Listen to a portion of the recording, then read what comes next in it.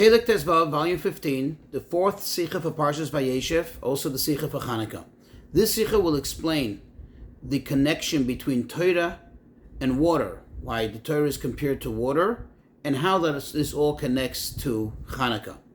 So let's just take a few moments to familiarize ourselves with some concepts. Number one, we know that the Torah is compared to water. And the Chazal explain in what way is it likened to water metaphorically? Because, quote, just like water comes from a very high place and it goes down to the lowest levels, so too the Torah, which is Hashem's chachma, Hashem's wisdom, it came from the highest of places and it comes down and it becomes part of a person's intellect. And in fact, the Torah discusses matters which are of the lowliest of natures. So another thing, however, we do find that the Torah sometimes is compared to, let's say, bread, wine, oil, and each one of these metaphors has a specific reason why the Torah is compared to it. For example, bread is something that you absorb, something that becomes absorbed in the body. It gives the body nutrients, it gives it life, so too the Torah becomes, so to speak, part of the person, becomes absorbed in the person, and gives the person, of course, a spiritual life. Another thing to familiarize ourselves with is the difference between Torah shebiksav and Torah sheba'al peh.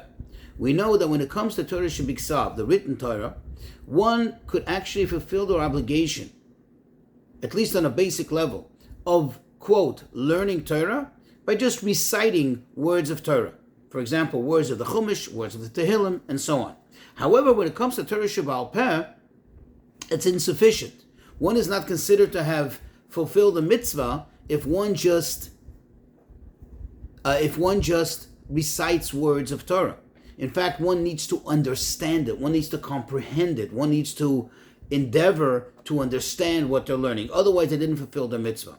Case in point, if somebody makes the Birchas HaTorah, which we do every day, the blessings over the Torah, and which is like any other blessings over a mitzvah, which needs to be attached to the actual fulfillment of that particular mitzvah which you just blessed. What happens if somebody should make the bracha and then go ahead and recite an entire page of Talmud without understanding a word, without comprehending what they're saying? Then they have not fulfilled their mitzvah of limud HaTorah, of learning Torah. And in fact, that bracha would be considered a bracha levatala, a blessing in vain. Another thing to familiarize ourselves with, the Gemara describes dreams. The Gemara tells us that there are certain dreams that a person would never have. Why? Because typically a dream kind of builds around or is a reflection of what a person may have thought of. Something that is absolutely detached from reality, meaning a person would never even think of it, not even in passing. Therefore, it's impossible for a person to dream about it. And that example that the Talmud gives is pila bekupa demachta, a elephant going through the hole of a sewing needle, which obviously is just impossible. So it's something that a person wouldn't even think about, wouldn't even fantasize about, and therefore it would never come up in someone's dreams. And this is used as a classical term of describing something impossible.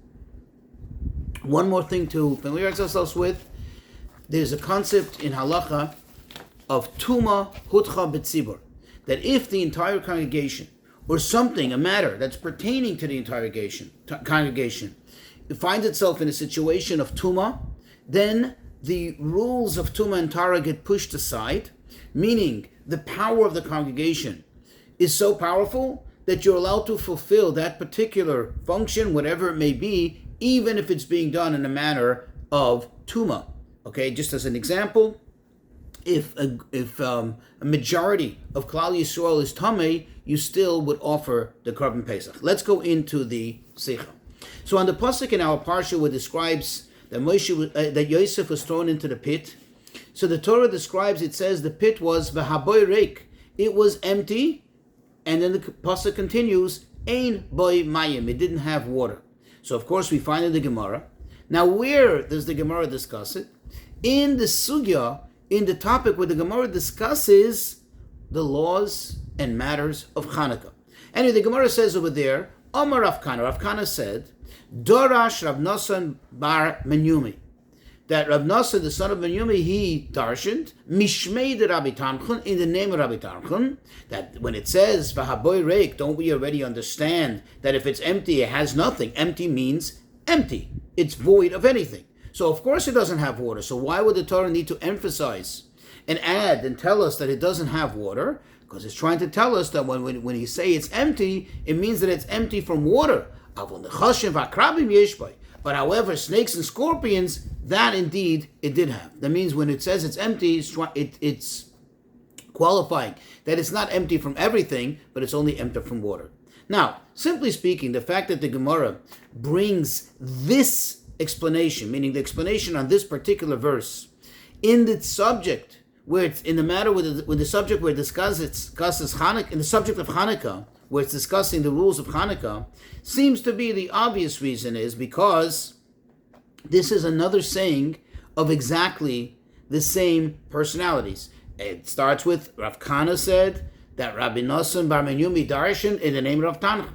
That seems to be the reason, which we find quite often in the Talmud. However, as discussed quite often, everything in the Torah is exact. Everything in the Torah is with ultimate precision.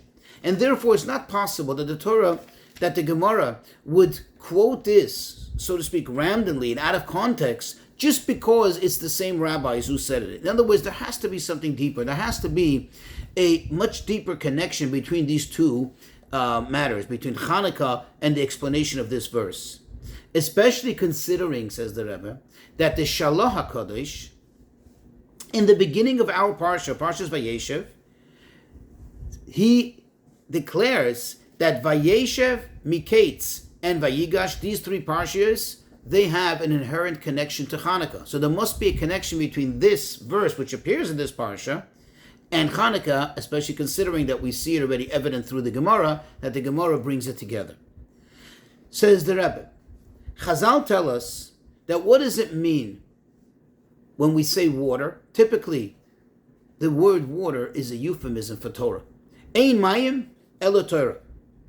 And especially considering in this verse, where there is actually a medrash that says, what does it mean, v'haboir reik, ein boy mayim, avon nechashav akrabim yesh boy?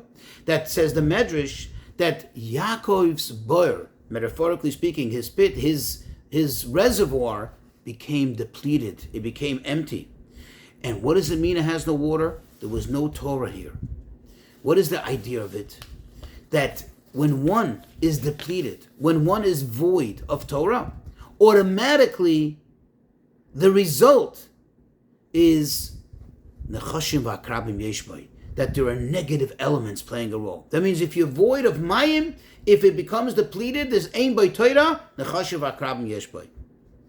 That means it's not just that it's void of Torah, but automatically it becomes a place where the negative, things that oppose Kedusha, start to fester.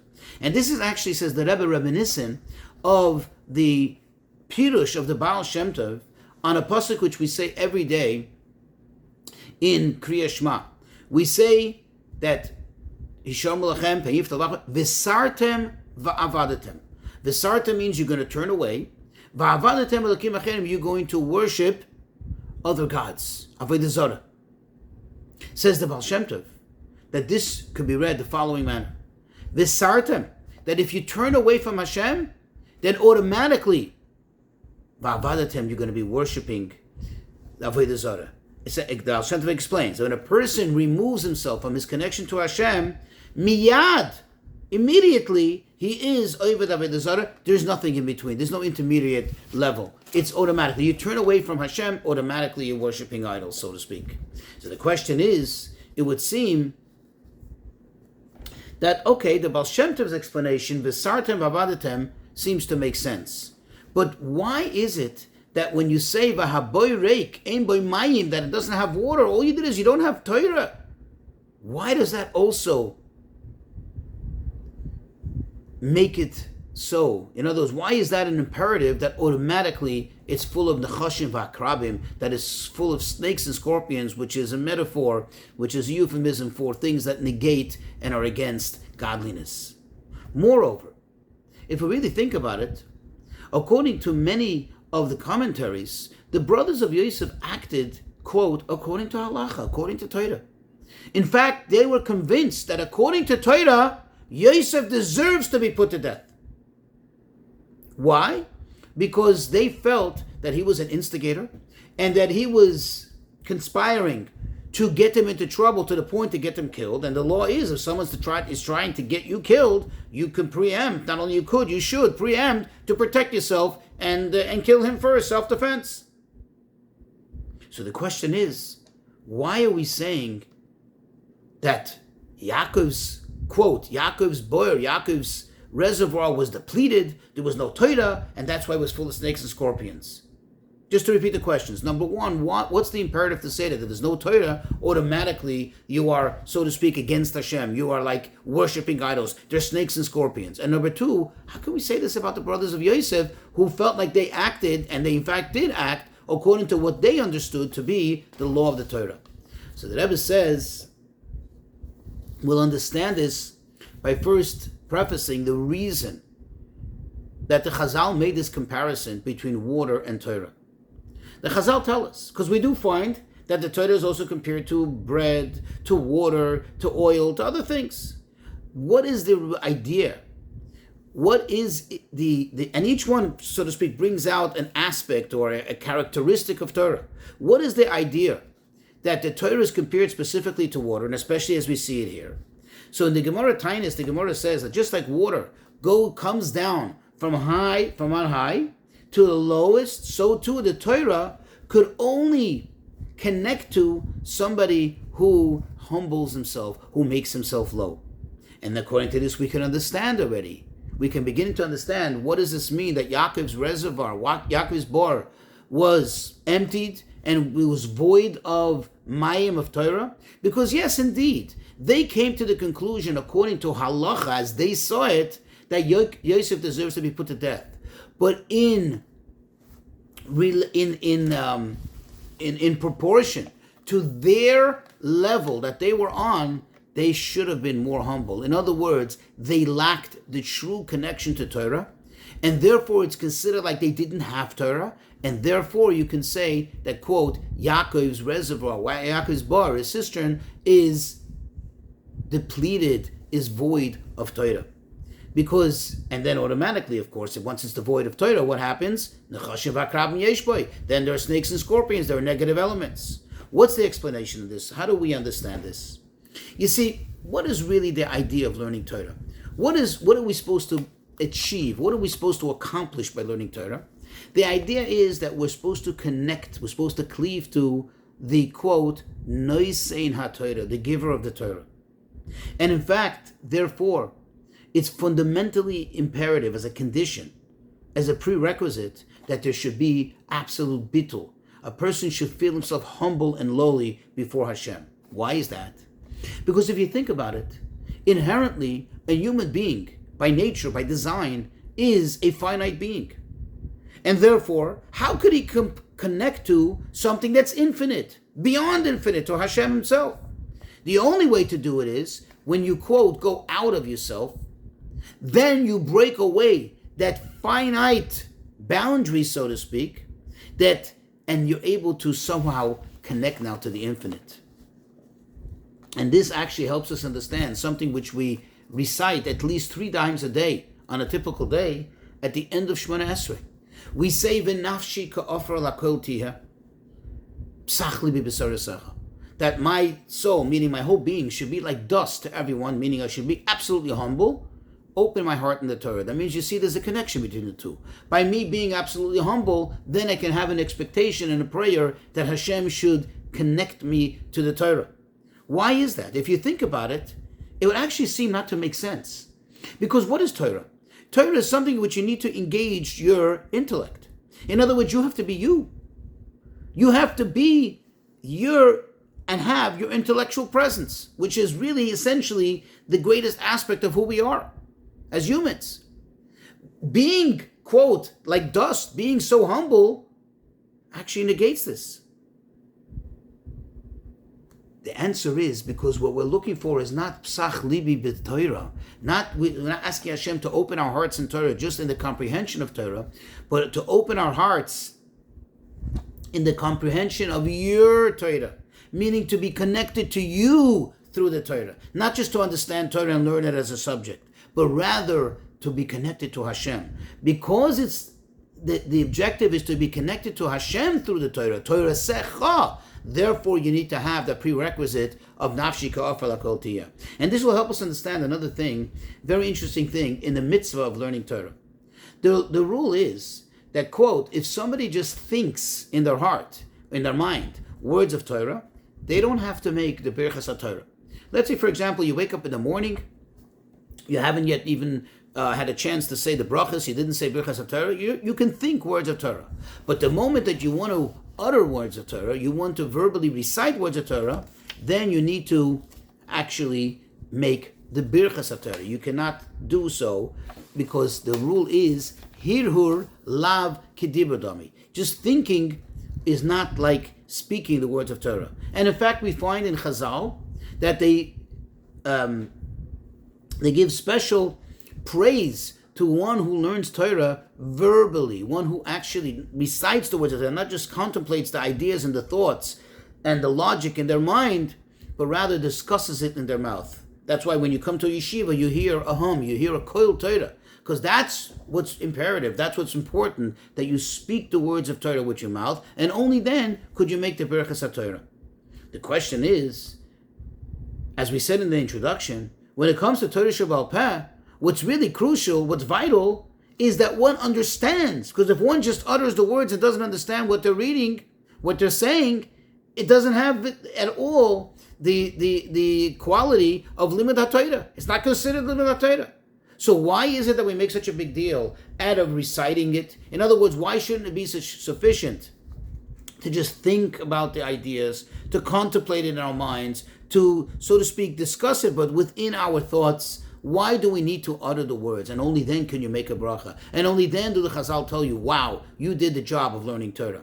The answer is, because if one just uses their intellect, one just engages their seichel, then it's kind of like, you are you. This is your mitzias. This is you, who you are. However, and then it's possible that he won't be able to connect to the Torah. However, when you want to absorb, you want to connect to the Torah of HaKadosh Baruch Hu, and we know that the idea that there's certain things that are just impossible. Within the physical, finite realm, it's impossible that there should be pila b'kupa d'machta, that an elephant should be able to pass through the hole of a sewing needle. That's impossible, to the extent that you'll never dream about it. How much more so that the true infinite level that there is, the ultimate infinite level, Hashem himself cannot in any way be absorbed and be, so to speak, contained within a human being who is absolutely finite. That's why, if it's you who's thinking the Torah, it's just you. In other words, you are using your brain, you're using your faculties, so to speak, in order to connect to Hashem. That's why you can't connect by just thinking the words of Torah.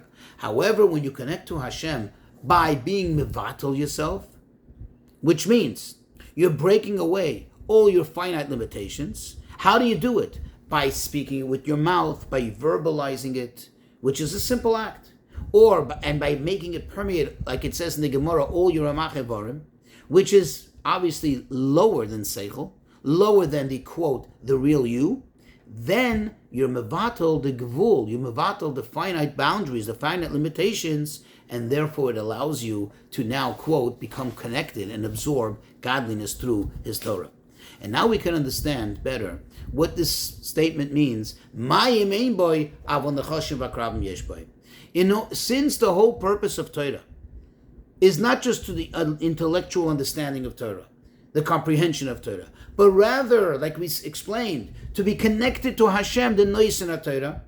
Therefore, if you are connected to Hashem, if you're not connected to the Torah, meaning you're not connected to Hashem, the Noisen Torah, because you're lacking bittul, then automatically, in other words, you're fully yourself, automatically there's going to be nechashim v'akrabim. And this is what the Medrash means. That, quote, the boyer of Yaakov was depleted. The cistern, the reservoir of Yaakov was depleted because there was no Torah. Of course they had Torah. But since in relation to their level that they were on, it was expected of them to have a higher level of bittul, thus a higher level of connection to Hashem, and they didn't have it, therefore it's considered as if they didn't have Torah, and therefore, yes, it was depleted. Says the Rebbe, all the stories in our Parsha are really all an introduction to the giving of the Torah. Because really here begins the whole story where Yosef ends up in Mitzrayim, and then the enslavement of Mitzrayim, then the redemption from Mitzrayim, the Exodus, and then, which the purpose of it all is, Matan Torah. And, of course, as this pasuk itself, Haboy Reik Ein Boy Mayim Elechoshev Akrabim, when this pasuk says that if you don't have true connection to the Torah, then you, unfortunately, you do have, if you're void of Torah, then you have the Choshev Akrabim. Says the Rebbe, really, this is speaking about more, not about their time, but about the time of Matan Torah. Why? Because the difference between pre-Matan Torah and post-Matan Torah means the Torah of the Avos and the Torah that we have after Matan is that the Torah of the Avos was all in relation to their level of comprehension. In other words, it wasn't yet, quote, given by Hashem. Meaning, it was something that they were able to receive on their own, they were able to connect to, so obviously it was within limit. There were limitations to it. As much as a human being, albeit a human being like Avrohom, Yitzchak, and Yaakov, but still human beings, are able to reach, are able to achieve. However, after Matan Torah, it all changed. Because Hashem gave us, as we say, Torah Soi, His Torah. He gave us His Torah, as it is connected to Him. Now, how is it possible? How can we connect to something so lofty, so great, so beyond? Because Hashem, He's able to do the impossible. Hashem is the master of it all. And therefore, when He gives us the Torah, He makes the impossible possible. And that's why by us being bottled to Him, that's how we're able to connect to Him through the Torah. In other words, we can't do it on our own. We're not able to. There's no way we can do it on our own. And that's why Avram, Yitzchak, and Yaakov and the Shvatim were also not able to do it on their own.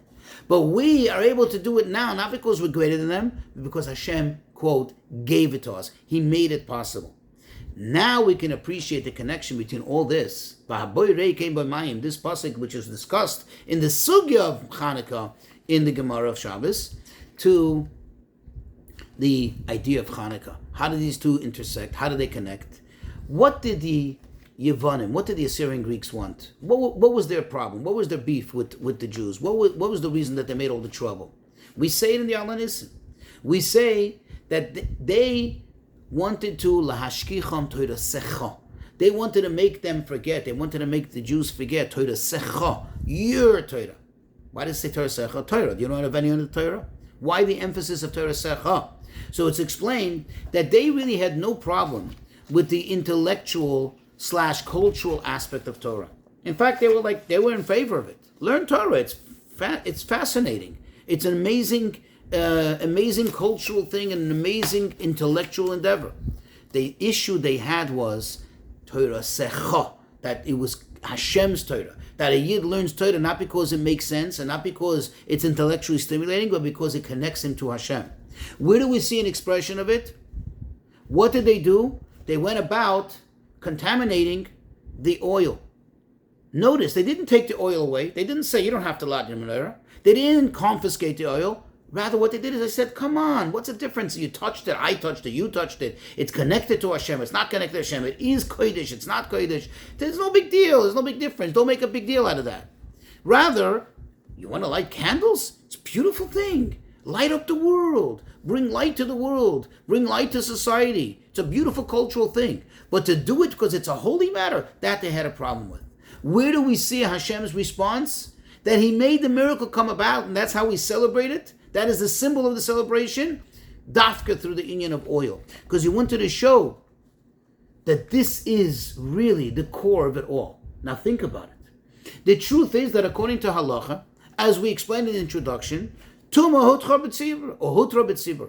means that even if they would not have found any pure oil, they could have used the oil that was there available. even if it was impure, even if it was tamei. Why? Because since we're dealing with a tzibur, this is a congregational thing, that they have to collectively all together light the menorah. Therefore, we know that there's an exemption. If there's nothing tahor available, you use the tumah. But yet Hashem went, so to speak, above and beyond, and and this is to communicate a point that it's all about that purity, that connection to Hashem. That's what it's not about lighting the menorah. It's about lighting the Shem and HaTorah. It's not about learning Torah. It's about learning Torah, Secha, your Torah. And therefore, what do we see? The Gemara says that when we light, in that very same sugya, that when do you light the candles? You light the candles when it gets dark.